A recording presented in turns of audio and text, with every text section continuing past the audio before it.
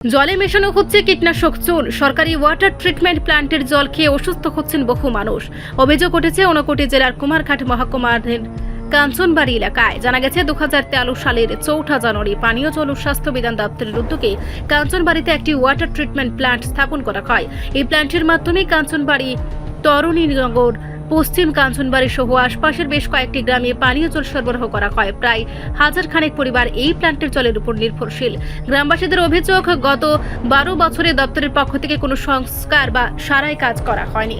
প্ল্যান্টের ভেতরের মেশিনে ঝংকার পড়ে রয়েছে, তাপমাত্রা নিয়ন্ত্রণে মেশিন নষ্ট হয়ে গেছে, ফলে জল সঠিকভাবে পরিশ্রুত হচ্ছে না। সবচেয়ে গুরুতর অভিযোগ, এই প্ল্যান্টে পানীয় জল পরিশ্রুত করতে যে চুন ব্যবহার করা কথা, তার পরিবর্তে কীটনাশক জাতীয় চুন ব্যবহার করা হচ্ছে। কৃষিকাজ ও মাছ চাষের জন্য ব্যবহৃত সেই চুন দিয়ে জল পরিশ্রুত করা হচ্ছে বলে দাবি গ্রামবাসীদের। এর ফলে অনেক পেটের অসুখ, ত্বকের সমস্যা এবং চুল পড়ার মতো শারীরিক অসুস্থতায় ভুগছেন মানুষ। গ্রামবাসীরা আরও অভিযোগ করেন, বিষয়টি বহুবার দপ্তরের কর্তাদের জানানো হলেও তারা কোনো পদক্ষেপ নেননি, বরং বারবার আশ্বাস দিয়ে সময় নষ্ট করা হচ্ছে। স্থানীয় সূত্রে জানা গেছে, শাসক দলের ঘনিষ্ঠ এক প্রভাবশালী ঠিকাদার দীর্ঘদিন ধরে নিম্নমানের চুন সরবরাহ করছেন, কিন্তু তার বিরুদ্ধে কোনো ব্যবস্থা নেওয়া হচ্ছে না। গ্রামবাসীরা সরকারের কাছে দ্রুত পদক্ষেপ গ্রহণ করেন এবং সঠিকভাবে পরিশ্রুত পানীয় জল সরবরাহের দাবি জানিয়েছেন। সম্পর্কে আমরা যেটা জানি, এই প্ল্যান্টেশনটা তৈরি হওয়ার পর থেকে এটা খুব ভালোভাবে জল সাপ্লাই দেওয়া হতো, কিন্তু কিছুদিন যাবৎ এই সাপ্লাইয়ের মেশিনগুলি অধিকাংশ মেশিন অকেজ হয়ে গেছে, নোংরা, কোনো মানে যত্ন নেই, কোনো রিপেয়ারিং নেই, কোনো কিছু নেই।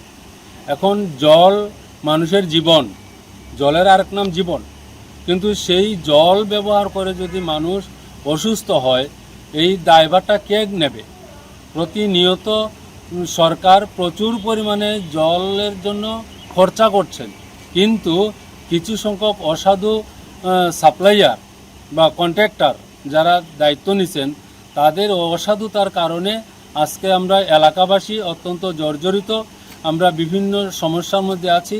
আমরা আশা রাখব আপনার মাধ্যমেই সংবাদটা সরকারের কর্ণগোচরে যাক এবং যাতে এটার জন্য সঠিক পদক্ষেপ গ্রহণ করা হয়।